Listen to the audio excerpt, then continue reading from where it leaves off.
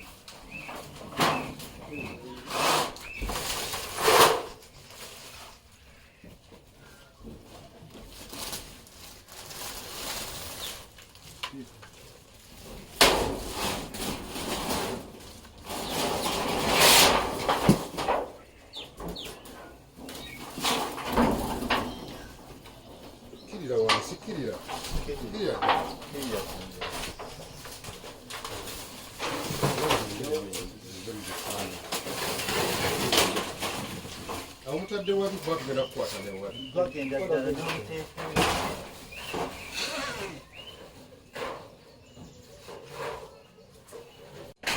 kyagikola tubadde tugenda okutuuza kitaffe naye kooti netuyimiriza abe twasitoopingidde tetwazzeemu kukola kintu kirala kyonna naye twabadde tugenda okuteeka abaana baffe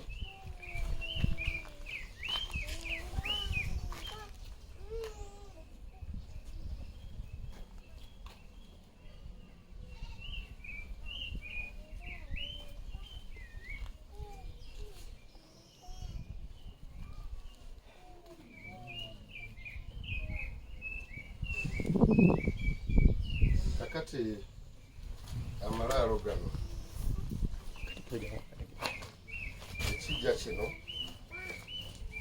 oba amalaalo ye mugenzi Edward Lukindu Ssaalongo azaala Bosco naye kati nga mugenzi era nga yamusikira kyokka ne jjajja wa Bosco agalamidde wano wennyini we tuli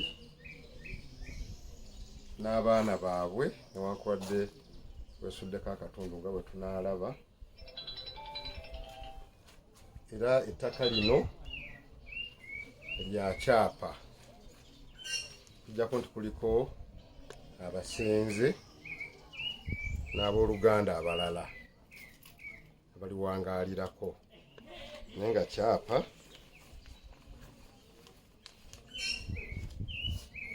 ekya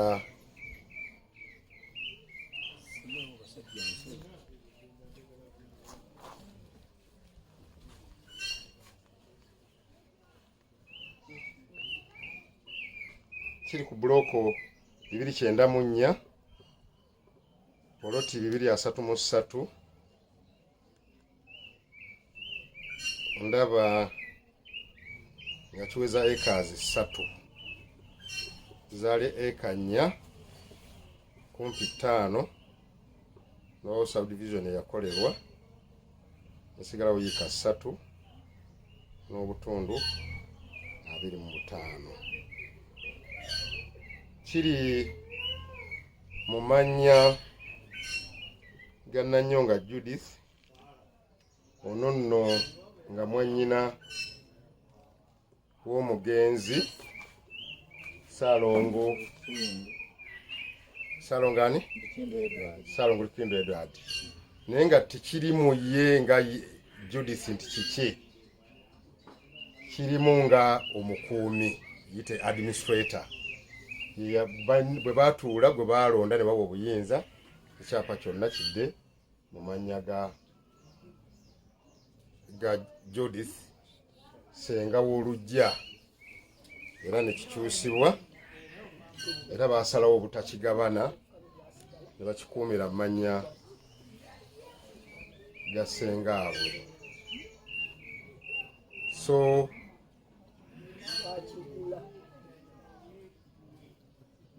obwo bukakafu buli wano era no bitujja buwa owekitiibwa omulamuzi. Yongeddeko wansi wano katono tulaba enteekateeka ey'obuvunaanyizibwa ebadde ekoleddwa ew'okugalamizibwa bazzukulu bange abaana b'omugenzi Bosco nabo nga bagenzi kati mu kiseera kino. Wano waliwo omwana waabwe eyasooka okugalamirawo ate ne bwe tulabanga wansi ku ttaka lino ebigere bitono tujja kulaba bajjajja bwe bagalamidde. Kino kyakolebwa okuseetulamu katono okwawula taata wa Bosco kumujja ku kijja ekinene ekiri wano. Ebigere bitono nnyo, ntambudde ebigere 12 okutuuka ku kijja kino ekinene ekiriko bajjajja abaasooka nga kitaawa Bosco olw'okuba yali ayagala ti bali muliraanya mukyala we akati nga tebasobola muziika ku kijja kino ekinene nga kuliko mukamwana nga tebasobola muleeta kijja kino ekiriko basezaala teekawo ebigere 3 ne bamuziikako wali olw'okubanga yasaba yalaama bamuziikangako ne mukyala we. Kyokka era ebigere awo nawo omuti ogwo ogw'ebyuma awo waliwo ekijja ekinene eky'emyaka emingi tulowooza nti kyatandika mu mulembe gw'emwaka 1922 kino wagalamidde jjajjaffe Lukindu yennyini yakulembera obutaka buno. Ndowooza kino si kibanja era si poloti nga bwe badde byogerwa. Lino ttaka ate lya butaka obw'essiga lya Lukindu era kwe kuli n'embuga enkulu ey'essiga lya Lukindu ekya Lusowe mu Buddu.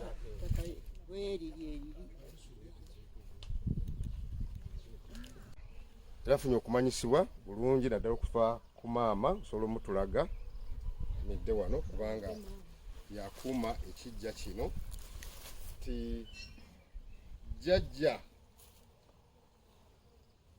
wa Bosco agalamidde kuno era yeddaalo liri era Bosco yali yoyota okutuuka wano. Muganda we baganda be kwebali abaana be kwebali jjajja we mukyala kwali agalamidde wano ate n'abaasookera ddala bajjajja babazaala jjajja oli omukulu agalamidde wano era Ssaalongo Lukindu nga tannawummula ekijja kino yakikwasa Bosco ekikulu wange era yabadde akirabirira era n'amaka ge tubadde tutuddemu ye yagazimbako era n'agawa nnyina mwabadde amulabiririra. Ndowooza ebyo byebimu ku bikulu ebingi byensobodde okuzuula n'akatuukira wano naye ng'ekyamazima mbadde njijjawo mu mikolo mingi egy'enjawulo n'olumbe lwa Ssaalongo nze nalwabya n'emikolo emirala gibadde giddiira. So ng'ekika tuba tukuŋŋaanira wano mu buli nsonga. Badde nsaba abasigaddewo mu kaseera kano mwongere okulabirira ekifo kino tuleme kisanga kizo tekyansonga nnyo. Kakati tugenda kuyitira wano tugezeeko okulaba ekibanja kino we kikoma ne we kiyimiridde. Emmanga eri ku mayumba gali gye tukoma, ate n'oludda luno tutuukira ddala mu lutobazi, ate n'oludda luno lwonna luli ku kibanja kino abaliko bazzukulu bantu banju eno.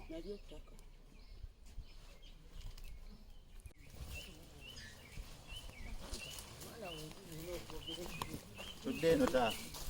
Soka tugenda.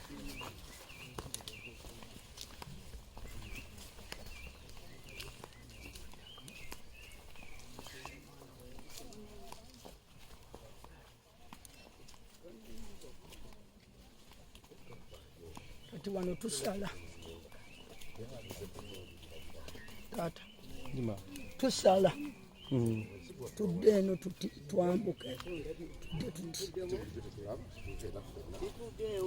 kati senga ndowooza wano tusale tujje era nga bakupimawo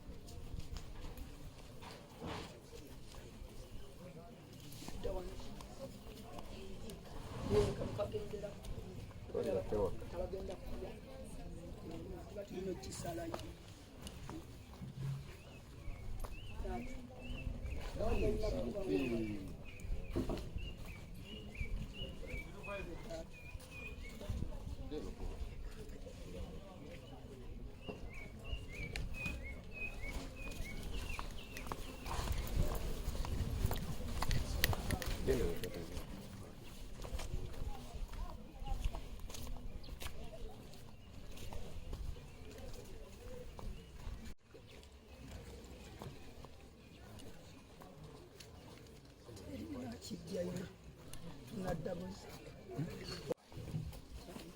tufaalina kotukoma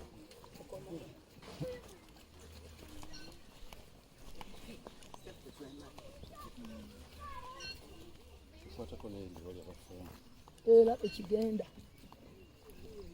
n'okuva kafene kazo wandibadde okukwata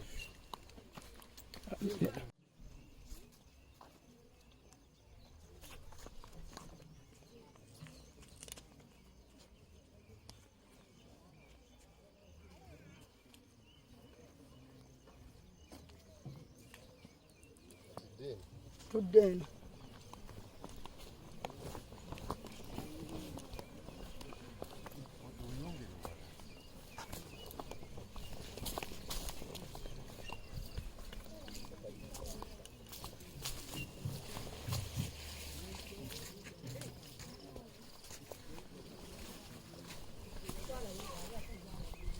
takukadde okutaata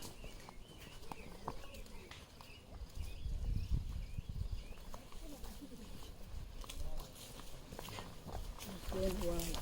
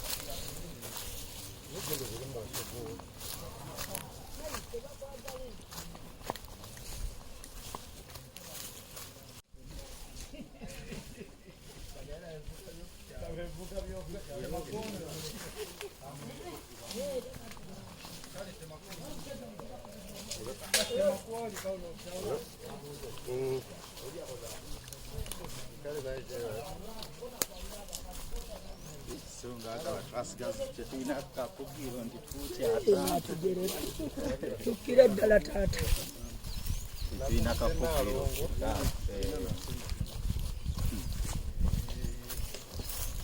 Yagambye wali fuuti 5 ku 5. Asatu. 5 ku 5. Bwe yagamba. Twakipulaninga naye nakusibayo kisaaka. Naye ne tugamba wayi katusooka kisibeko wano. Era nga pulogulaamu eyaliwo nga tugenda kusibira ddala eri yonna kyetoolooza era nga tupulaninga budde bwonna tulina okumenya wano twongereko.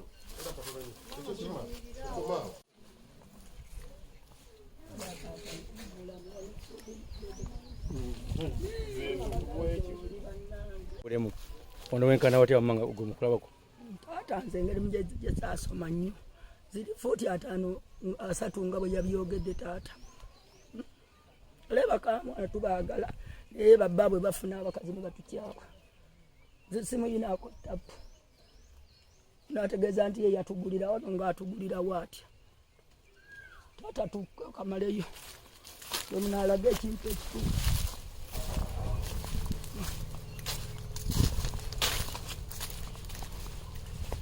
Yaba kijja taata buli mawango ojosimujja egine mwanyi mugenzi yakanyongere muno ejo zino nga bwogiraba taata zino nga bwogiraba kikira ddala omugenzi yakabya bizongeremu yampe ebikola 5 tiro katuddeeka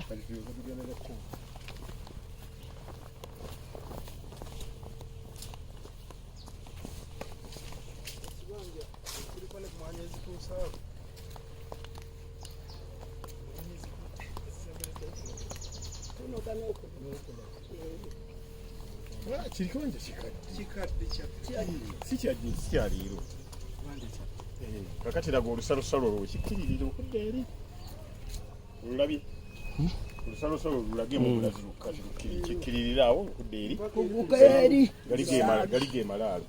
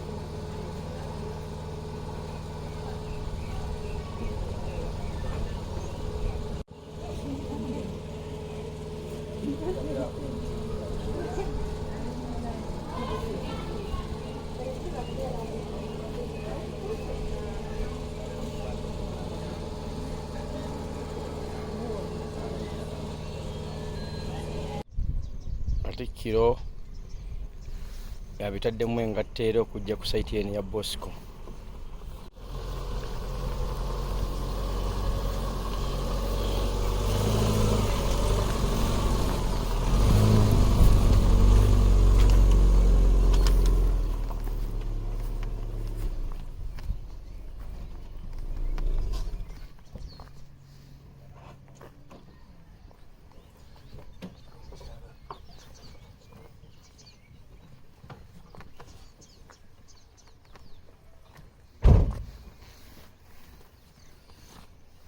Katikkiro wano tuliwa? Ndowooza tusobodde okutuuka ku kifo ekyokubiri ewalowoozebwa oba ewasabibwa nti omugenzi Bosco muzzukulu wange nti we yandigalamiziddwa wabadde azimba amaka ge ag'ekisajja ekikulu emyaka gye. Nze naakatuuka kati sinnaba kwetooloola kulaba naye bempise nabo muli muganda w'omugenzi Ssenyonga Mike, mukwano gwaffe ate ne jjajja ow'essiga, senga w'abaana naye tuli naye semberako wano. Ekifo kino ntegeezeddwa nti kiri wakati mu byalo bibiri. Oluguudo luno lwennyimiriddeko y'ensalosalo, y'ensalo, era tusobodde okufuna bassentebe ababiri ab'ekitundu kino, nabo bajja kwongera tutangaaza. Basebo mbasaba, bannyasebo n'ennyabo mbasaba musembereko.